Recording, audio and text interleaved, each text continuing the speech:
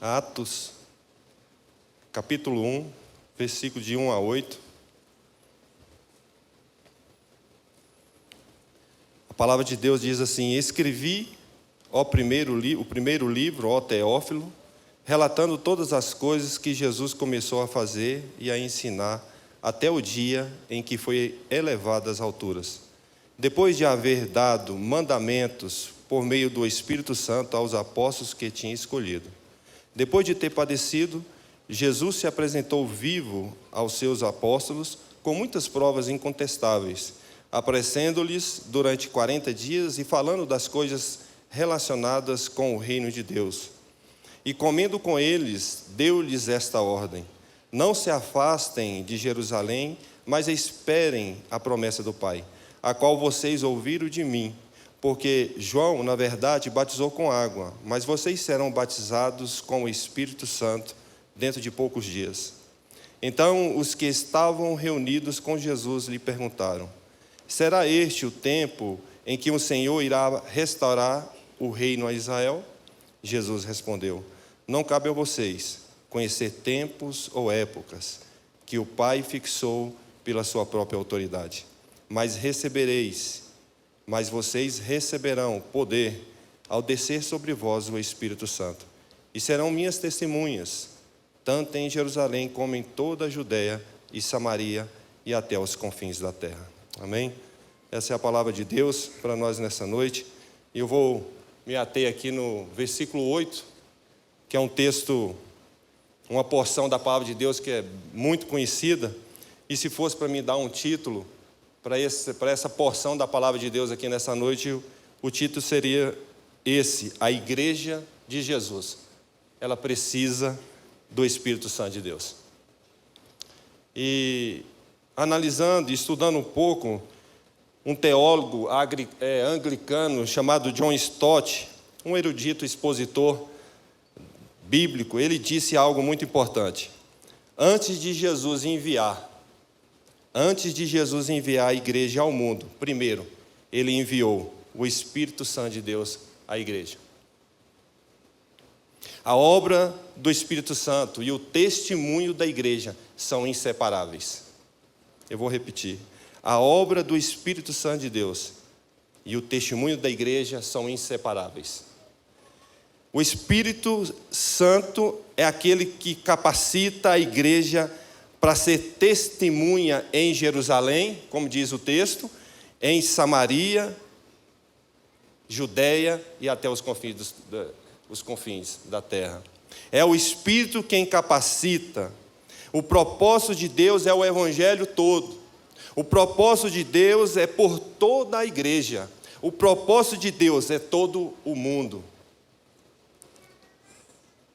E ao olharmos aqui para a história, no período dos pais da igreja, ali os 5 primeiros séculos do cristianismo, a doutrina que foi tratada com mais ênfase foi a cristologia.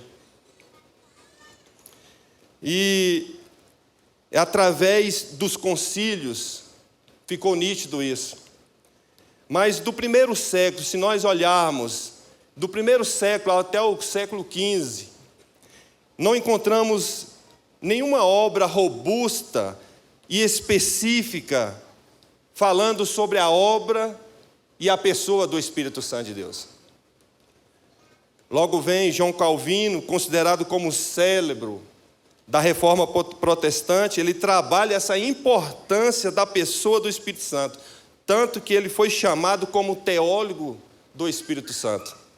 E ele escreve ali as Institutas, é de conhecimento de muitos, em 4 volumes, aonde ele tira por base no credo apostólico, que é crer em Deus Pai, crer em Deus Filho, crer em Deus Espírito Santo e crer na igreja. E Calvino quer expor esse credo apostólico através das Institutas. Mas João Calvino, no 3º livro, falando sobre o Espírito Santo de Deus, ele traz uma visão orgânica do Espírito Santo. E essa passagem que acabamos de ler aqui, há vários sermões em diversas igrejas que são pregados em cima desse texto, do versículo 8. E Deus tem usado essa porção da palavra de Deus para desafiar vidas, para desafiar igrejas, para desafiar a mim e a você nessa noite, quanto à tarefa da evangelização mundial. A obra do Espírito Santo de Deus, ela é apresentar Jesus. A obra do Espírito Santo de Deus é exaltar Jesus. Essa obra do Espírito, ela é glorificar a Jesus. Essa obra do Espírito Santo de Deus é de revelar a Jesus. E o Espírito Santo é aquele que aplica a obra da redenção.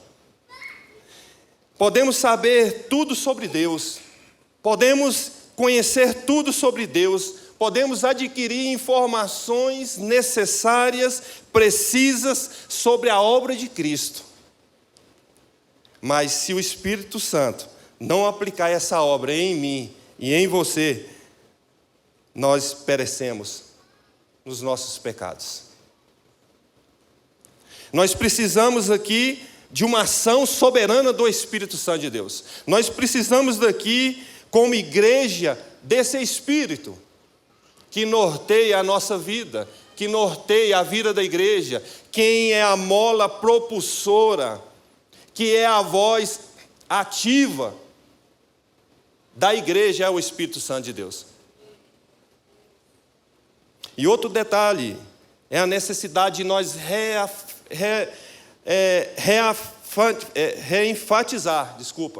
reenfatizar a autoridade do Espírito na igreja. A capacitação do Espírito Santo, ela precede a ação missionária. Como é isso, Neto? A palavra poder em grego significa dinamis, que é o poder. Que poder é esse? É o poder capacitador. Como que é esse poder capacitador? É o poder que torna a igreja apta, é o poder que torna eu e você apto para uma determinada tarefa, para uma determinada atividade. Esse é o poder que o Espírito Santo de Deus delega à igreja, para nos capacitarmos para uma tarefa, para um propósito maior do que nós. E o recebimento desse poder, o revestimento desse poder, ele precede o testemunho. Glória a Deus. E testemunhar sem o poder do Espírito Santo de Deus é como cortar lenha com o cabo do machado. Olha só. É em vão. É em vão o nosso esforço sem o revestimento de poder. É em vão o trabalho da igreja sem o revestimento de poder do Espírito Santo. É em vão a nossa labuta, o nosso trabalho na obra de Deus, sem esse revestimento de poder. Muitas vezes nós lutamos, trabalhamos, nos desgastamos, mas sem esse revestimento de poder, é em vão. Porque só o Espírito Santo de Deus pode conceder isso. Mas a palavra diz, recebereis poder. Essa obra, ela começa no poder do Espírito. E é o Espírito quem dirige, é o Espírito quem motiva a igreja, é o Espírito quem impulsiona e quem leva a igreja a cumprir a sua tarefa missionária. Ter o poder do Espírito sem a visão missionária, perde-se a essência da igreja. Porque se de fato nós tivermos o revestimento de poder do Espírito, automaticamente teremos a visão missionária. E eu pensando, esse revestimento de poder do Espírito Santo de Deus, quando o Senhor nos reveste, nós saímos da zona de conforto. O Espírito nos move, o Espírito nos faz sair dessa zona de conforto. Por outro lado, querer realizar também a obra missionária, sem esse poder, sem esse revestimento do Espírito vai ser um fracasso. Não vai dar certo. Não é para nós. Esse poder capacitador não é para nós, é para o exercício da comunidade. Esse poder capacitador é para exercer na comunhão da igreja.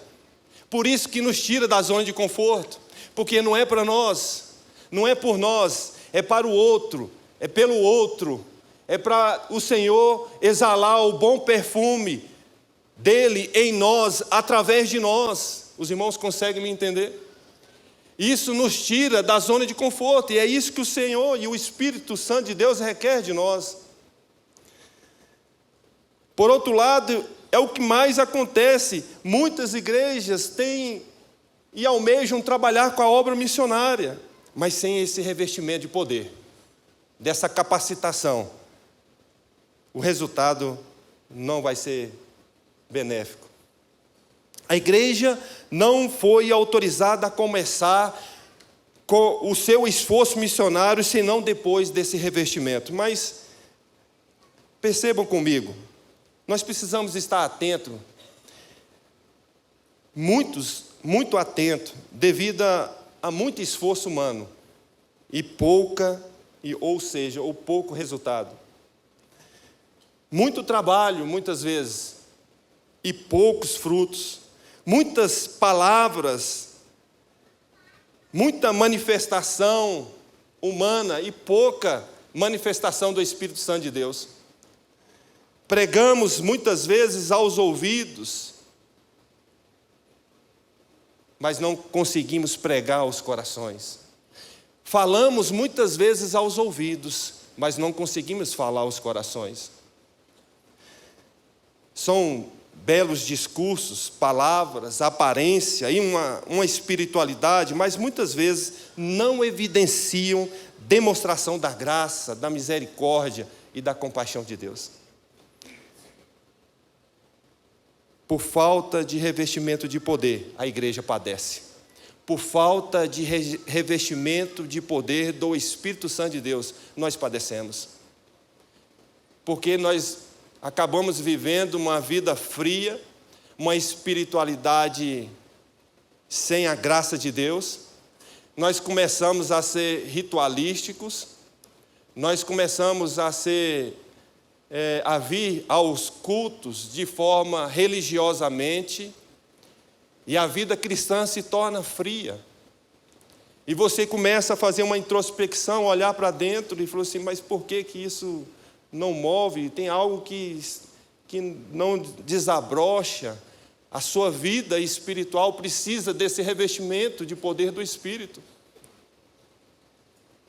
É a graça, é a misericórdia de Deus que pode nos levantar, nos avivar, nos tornar guerreiros, soldados, homens e mulheres que se prontificam, que se colocam na disposição do Senhor, com o entendimento, Senhor, eu preciso fazer algo, mas antes de fazer algo, o Senhor tem algo melhor.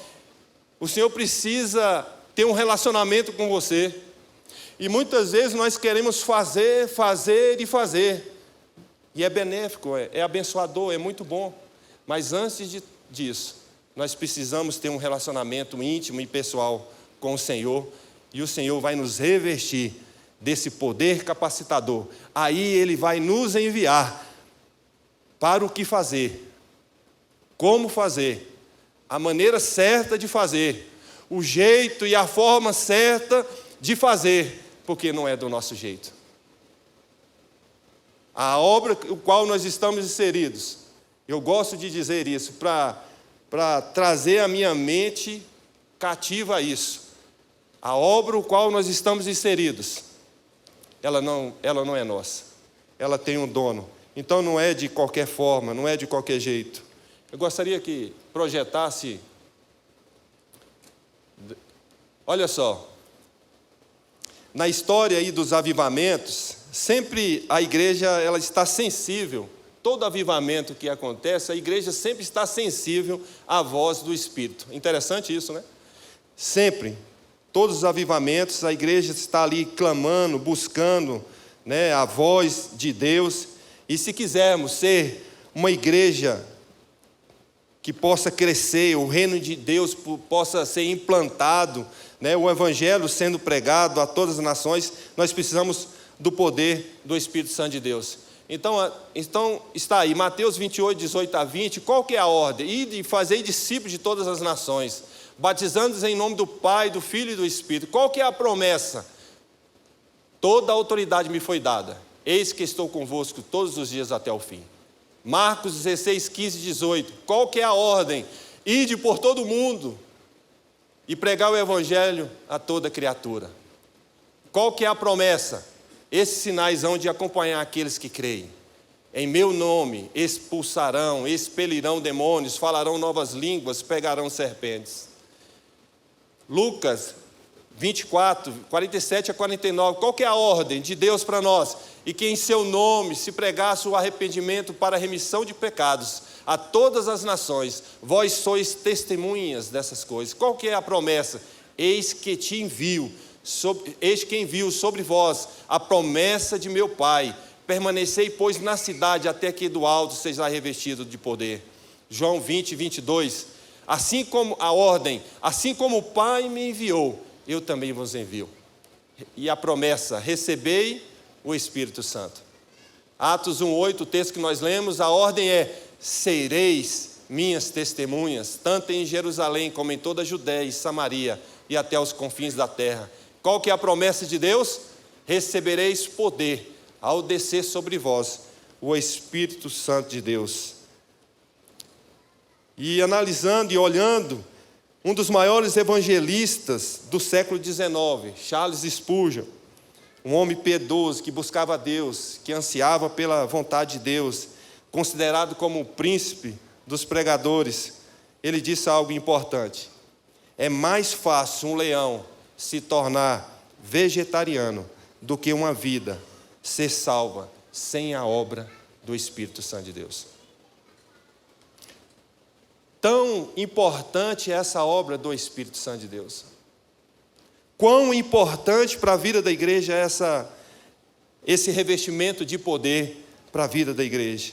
Então, mediante esse entendimento, nós dependemos do Espírito, nós precisamos do Espírito, nós carecemos do Espírito. O Espírito Santo é quem nos capacita para uma obra a qual Ele nos chama. É o Espírito Santo quem te capacita para uma obra que o Senhor te chama.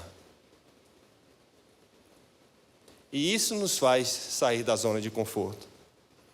É Ele quem capacita. A promessa de Jesus é que os discípulos seriam revestidos com o poder do alto, o poder do Espírito. Por qual propósito? Qual o propósito que o Senhor quer revestir a igreja do poder capacitador do Espírito Santo? Qual o propósito? Para ser testemunhas. Sereis minhas testemunhas. Não é fazei. Então, antes de fazermos algo para o Senhor quer que sejamos testemunhas. Aonde? Na minha casa, a minha primeira igreja, no meu reduto que o Senhor me deu, na minha Jerusalém, porque aqui é muito fácil, não é verdade? Nós representarmos um homem de Deus, uma mulher de Deus, um menino de Deus. Mas o nosso reduto que o Senhor nos deu é lá, na nossa primeira igreja. Para a Igreja Batista Central de Anápolis realizar a obra de Deus, realizar a obra missionária, necessita desse revestimento de poder. E nenhuma outra, irmãos, preparação, por mais refinada que seja, possa substituir a capacitação do Espírito Santo de Deus. Não há. Nenhum cabedal teológico, uma erudição humana, nenhuma eloquência angelical poderia capacitar a igreja a testemunhar o Evangelho com eficácia, a não ser pelo Espírito Santo de Deus. Só o Espírito Santo pode iluminar a nossa mente. Só o Espírito Santo pode pode aquecer o nosso coração.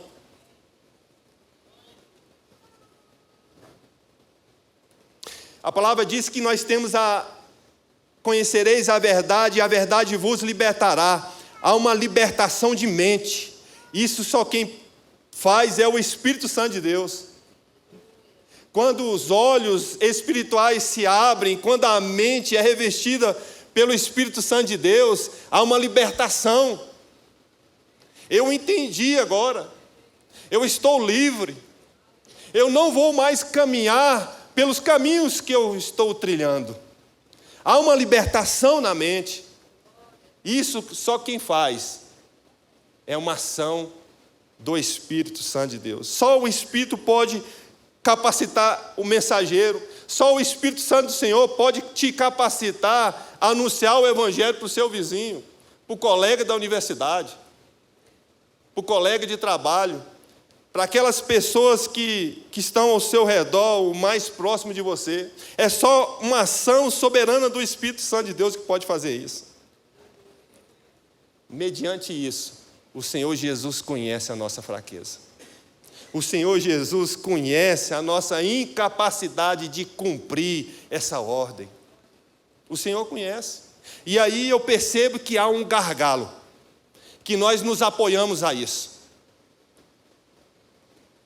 Quando o Senhor nos coloca diante de algo para ser realizado, o que brota no nosso coração muitas vezes? Uma incapacidade.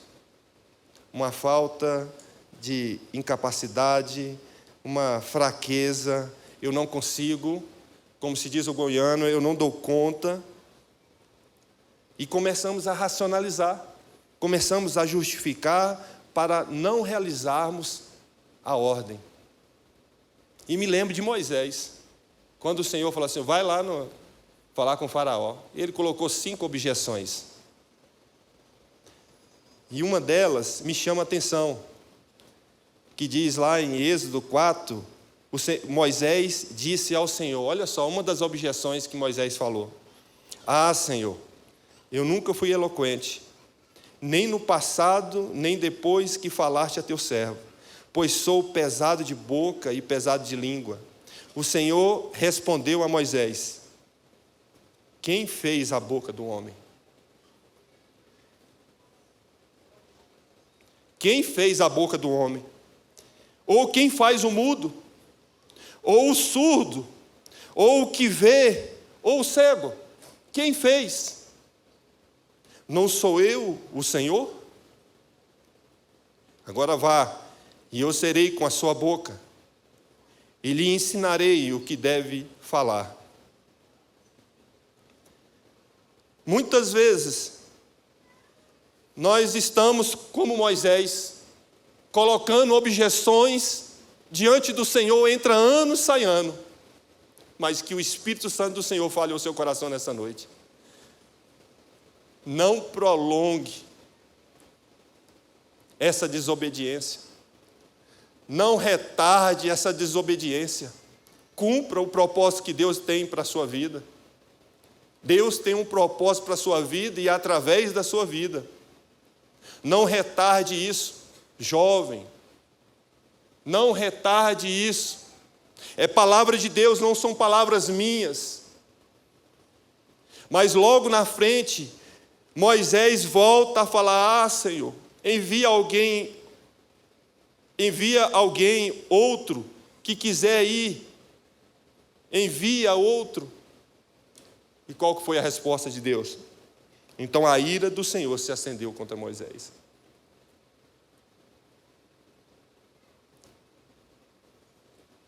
Nós colocamos ali a ordem e a promessa. E os verbos da ordem os verbos estão no imperativo. É uma ordem. É uma ordem. Não prolongue, não retarde essa ordem para ser obedecida por sua vida e através da sua vida.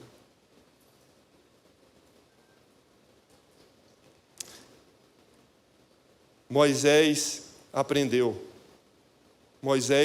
E todas as vezes que o Senhor nos ordenar para que possamos ir pregar o Evangelho a toda criatura, que possamos estar prontos a obedecer à ordem. Deu-nos também a promessa de nos capacitar para cumprir o propósito de Deus. Precisamos clamar a Deus a plenos pulmões. Igreja do Senhor Jesus Cristo na face da terra. Nós precisamos clamar a Deus a plenos pulmões e dizer o que desesperadamente nós precisamos do Senhor. Nós precisamos, Deus, que o Senhor abra os olhos espirituais da minha vida. Nós precisamos clamar a Deus e pedir a misericórdia. Senhor, abra os olhos, atenta os meus ouvidos a ouvir a voz. Senhor, fala ao meu coração que eu não só ouça, mas que eu coloque isso em praticidade de vida. Muitas vezes tem muitas pessoas só ouvindo o chamado, o propósito, a ordem, e o Senhor se precisa obedecer, e fica só no ouvido, não desce para o coração. Precisa descer para o coração para colocarmos em prática.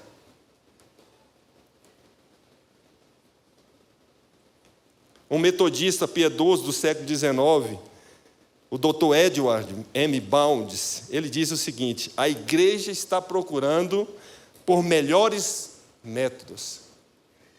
Deus está buscando homens melhores. Muitas vezes nós estamos em volta de métodos, de estratégias, de treliça, mas o Senhor está procurando homens melhores. O Senhor requer mulheres melhores. O Senhor requer vidas que pagam um preço de submissão diante desse Senhor. O Senhor requer de mim e de você nessa noite essa entrega de fato e de verdade. Que não seja o 2024, muitas vezes como 2023, na sua vida espiritual, mas atente para aquilo que o Senhor requer de você. E o pastor Jesus sempre gosta de dizer, o Senhor Jesus nunca estragou a vida de ninguém. Jamais estragará a vida daqueles que se prontificam.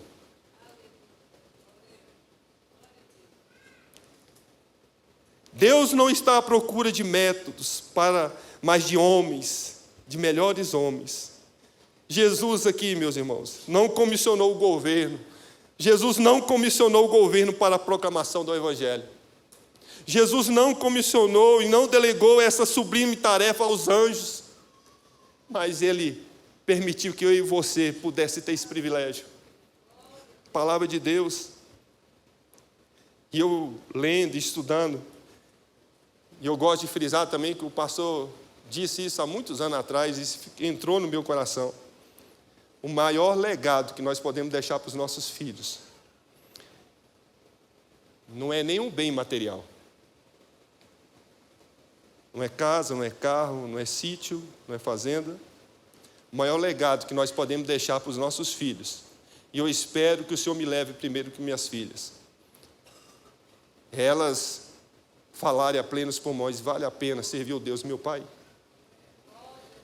Meu pai tinha defeitos, dificuldades, como qualquer homem, mas meu pai servia um Deus vivo e verdadeiro. A minha mãe servia o Deus, pagava um preço de oração para cobrir a vida do meu pai. Não tem privilégio maior que isso para a vida de um homem, de um marido, de um pai. Ver os nossos filhos encaminhados, ver os nossos filhos servindo ao Senhor. Não tem legado maior do que esse. Não foi o que você fez, preste atenção, não foi o que você fez, mas o que você foi na presença desse Deus. Isso vale a pena, isso vale a pena. E pensando em algumas questões, o quanto tempo nós perdemos, meus irmãos, o quanto tempo nós perdemos por não submetermos ao senhorio de Jesus. Nós confessamos Jesus como o nosso único Senhor e Salvador Jesus, publicamente, mas nós temos dificuldade, há uma dissonância muito grande de ter Jesus como Senhor e Salvador, do que ter o Senhor como Senhor da sua vida, quem rege a sua vida, quem dá as normas, é quem fala e quem dita, vai, fica, como servo. Nós temos muita dificuldade de ter o Senhor Jesus como o Senhor realmente da nossa vida. Um dia eu conversando com um pastor, e falando de alguma aquisição de algum bem que ele ia comprar, eu falei: pastor, você vai comprar isso e isso? Neto, eu ainda não conversei com o Senhor. Eu ainda não pedi a permissão ao Senhor se Ele me permite fazer isso. São coisas simples do dia a dia, mas isso entra no coração. E nós estamos com dinheiro, compramos. Eu tenho e eu posso. Eu quero e eu faço. E muitas vezes o Senhor não requer que vivamos dessa forma, mas vivamos como filhos amados. Eu gosto de dar um exemplo com as minhas filhas. Aquelas que mais se achegam em mim, recebem carinho, mais carinho. Não é verdade? Nós temos aqueles que mais se achegam, recebem carinho. É da mesma forma. Quando nós nos achegamos ao Senhor, o Senhor usa de misericórdia. Mas aquele filho rebelde que se afasta, sabe, aquele filho que não tem relacionamento com o seu pai, com Deus, o Senhor ama da mesma forma, mas aquele que se aproxima mais, ele recebe mais. Não é verdade? Porque é interessante a palavra de Deus para a vida de Eli. E Deus vira para Eli e fala assim: Eli, aqueles que me honram, eu honrarei, mas aqueles que me desprezam, eu desprezarei. Vale a pena honrar o Senhor. Enquanto é bom viver a vida da igreja, a gente vai olhando para a vida dos irmãos, e aqueles que têm honrado o Senhor, que têm tido compromisso com o Senhor tem alargado as tendas, o Senhor tem abençoado, o Senhor tem frutificado. Aqueles que honram, aqueles que pagam preço, não me refiro à barganha de forma nenhuma, mas de vida com Deus, de compromisso com Deus, de entrega diante de Deus, de fidelidade a Deus, de comprometimento a Deus. O Senhor honra no tempo certo, na hora certa, para a glória dEle. E nós muitas vezes estamos buscando o nosso jeito. Nós muitas vezes estamos buscando a nossa forma, a nossa maneira de fazer. E isso vai endurecendo o coração. Isso vai endurecendo o coração, e cada vez mais nos voltamos para nós mesmos, preocupados e buscando métodos para fazer do meu jeito, da minha forma. Então, há também aqui uma dissonância muito grande, uma dissonância gritante entre o que queremos e desejamos, daquilo que Deus realmente espera e requer de mim e de você. Há uma dissonância. Aquilo que eu quero, aquilo que eu desejo, e aquilo que Deus espera, aquilo que Deus requer de mim, muitas vezes há uma dissonância muito grande, e nós ficamos labutando, nós ficamos brigando, lutando com Deus. Pastor Ayrton, um das Dia da Família que nós tivemos, ali perto ali do Pau Terra, numa chácara, o pastor Ayrton, ele citou assim, ele estava pregando nesse dia, ele falou assim: aprenda a perder para Deus. Você nunca vai ganhar de Deus, mas nós ficamos lutando com o nosso coração para tentar ganhar de Deus. E o Senhor falou assim: não é por aí. Mas nós ficamos labutando, e o Senhor fala: para. Mas nós estamos ali lutando com o nosso coração, com os nossos desejos, com as nossas vontades, com as nossas ambições. O Senhor diz: você nunca vai ganhar. E como isso é latente no dia a dia, e o Senhor tem falado, e nós temos lutado, parece que nós queremos ganhar de Deus, mas jamais vamos ganhar. Veja aquela pergunta no versículo 6 aí, do texto que nós lemos. Veja a pergunta que fizeram para Jesus: será este o tempo em que o Senhor irá restaurar o reino a Israel? Será este o tempo? Olha a mente e o coração desse povo que estava ali ao redor de Jesus. Era uma mente que cogitava das coisas terrenas. A mente deles era terrena, no reino terreno. Como isso é latente nos nossos dias? Na segunda-feira nós trabalhamos, nos esforçamos e é abençoador, precisamos fazer isso. Mas a prioridade na nossa vida tem sido muitas vezes o trabalho. As prioridades da nossa vida têm sido muitas vezes o nosso corpo. As prioridades da nossa vida têm sido muitas vezes as nossas vontades, desejos e ambições. E o Senhor requer que Ele tenha a prioridade para que o Senhor possa te revestir cada dia mais com esse poder capacitador. Mas nós lutamos. Nós lutamos o tempo todo e o Senhor tem falado. Mas nós temos, muitas vezes, desobedecido a voz do Senhor. Corremos de forma desenfreada por buscas de prazeres, desejos, que são coisas boas também. Mas o Senhor requer prioridade. Buscamos muitas vezes mais a Deus pedindo o que desejamos do que aquilo que realmente nós necessitamos. Não é verdade? Jesus vem e diz assim: eu tenho um método melhor para vocês. Eu tenho um plano melhor para vocês. Eu tenho um método que eu tenho é realizar a obra em vocês, mas principalmente através de vocês. Esse é o método de Deus para a nossa vida. Realizar a obra de Deus em nós e através de nós. E muitas vezes nós queremos realizar a obra de Deus só fazendo algo para Deus, mas o Senhor, primeiramente, Ele quer realizar uma obra interior, uma obra em nosso coração, no nosso interior, e assim colocar em ordem a nossa casa, para depois Ele vai nos enviar para aquilo que Ele requer. Eu tenho uma obra eterna para você. O Senhor tem uma obra eterna, mas as prioridades têm sido essas coisas terrenas, que nos afastam da presença e da vontade do Senhor. Eu venho aqui e vejo que muitos podem se doar mais na obra de Deus. Muitos podem se dedicar mais, muitos podem arregaçar mais as mangas.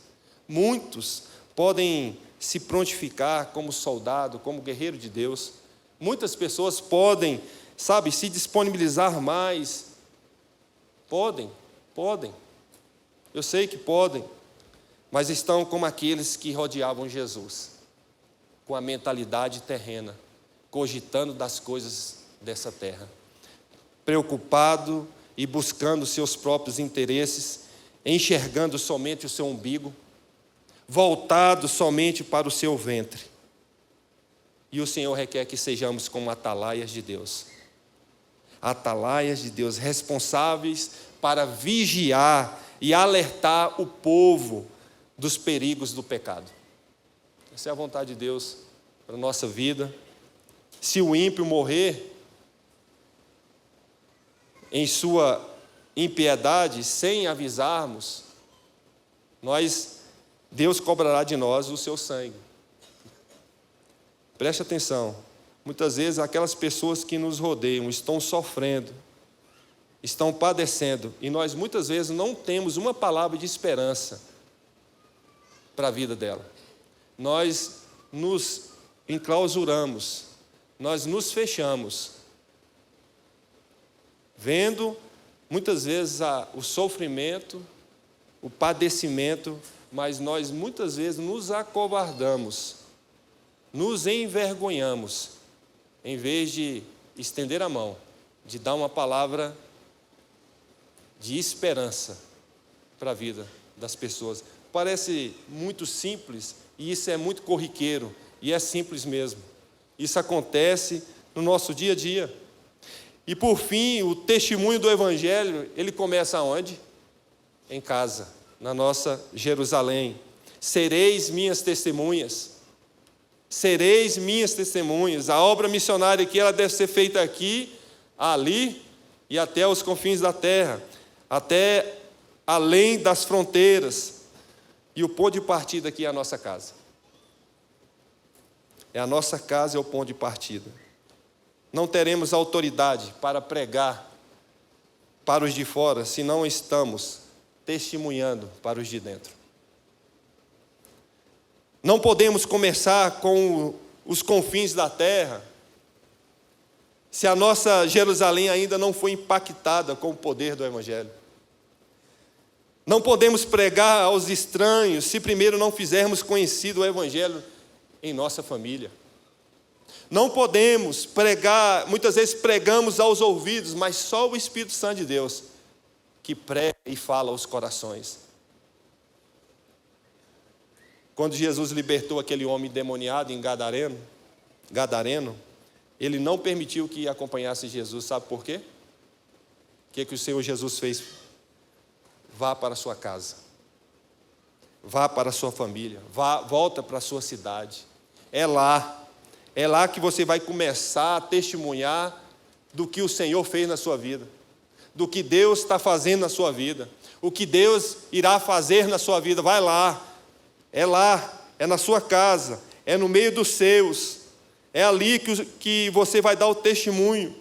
E você pode estar se perguntando nessa noite: Neto, você não conhece a minha história, você não conhece o contexto de vida, da minha vida, você não sabe como que é as coisas, mas uma coisa eu posso dizer: o que o Senhor conhece.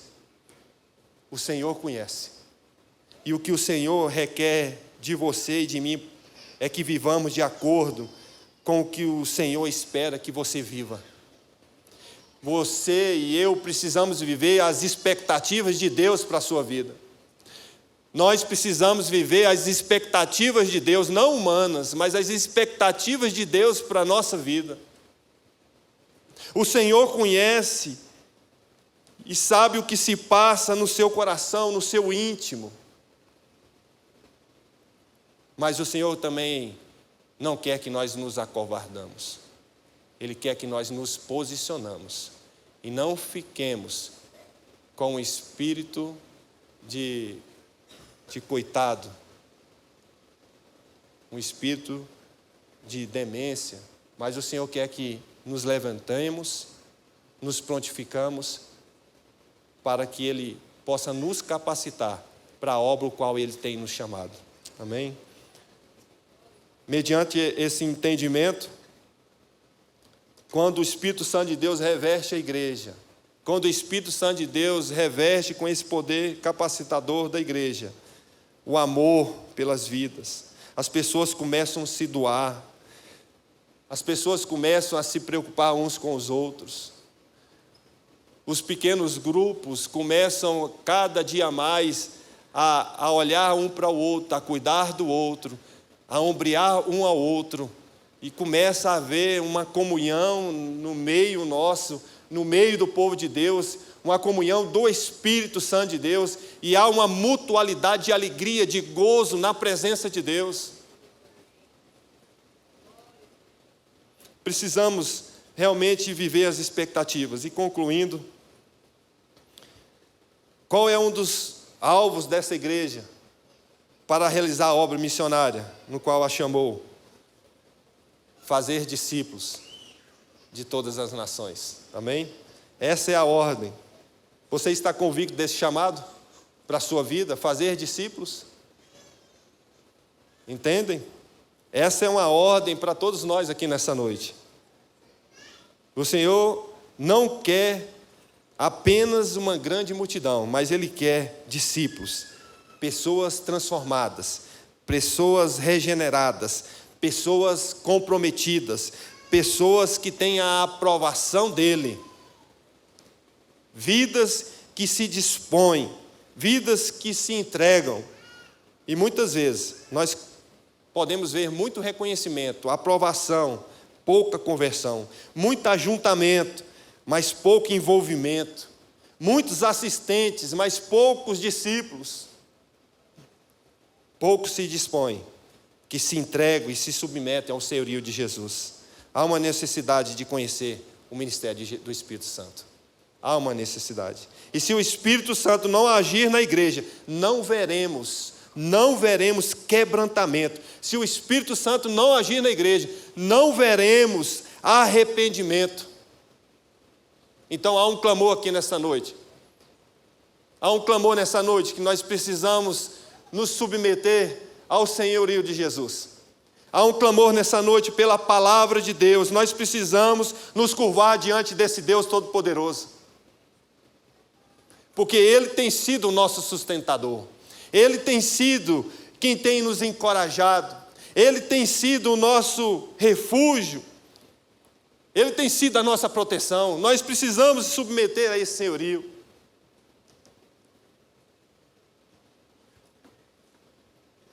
De repente, viemos para a igreja, aqui gostamos, nos membramos, nós somos líderes, começamos a ser líderes e a exercer cargos, mas a vida não muda. A vida não muda, continua fazendo as mesmas coisas. A vida não muda, continua praticando as mesmas coisas, e ainda mais, sem nenhum constrangimento. E parece que está tudo normal. Não. Porque só o Espírito Santo de Deus pode nos convencer do nosso pecado, da nossa justiça. Só o Espírito Santo de Deus. Sem o poder do Espírito Santo, a obra missionária seria um fracasso. Pois todas as estratégias e recursos humanos seriam absolutamente insuficientes para levantar sequer uma pessoa da morte. Jesus não abriu mão dessa capacitação do Espírito para realizar seu ministério. E a igreja apostólica só alcançou o mundo para Cristo depois que foi revestida com o poder do Espírito. Nos grandes avivamentos aí, quando a igreja cresceu e fez abundantes colheitas, ela buscou e recebeu o Espírito Santo de Deus. Que esse seja o nosso clamor. Que esse seja o clamor dessa igreja a cada dia. E o instrumento que Deus quer usar é a sua vida. O instrumento que Deus quer usar é a sua vida. Para os propósitos, para ser realizados os propósitos de Deus, o Senhor quer usar a sua vida. E o Espírito Santo aqui é uma realidade, é uma pessoa.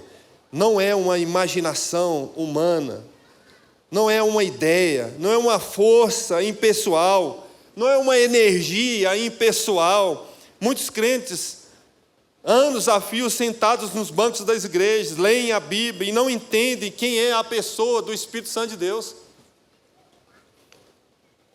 O Espírito Santo é uma pessoa, um ser, possui personalidades, atributos pessoais. É uma realidade presente na vida da igreja.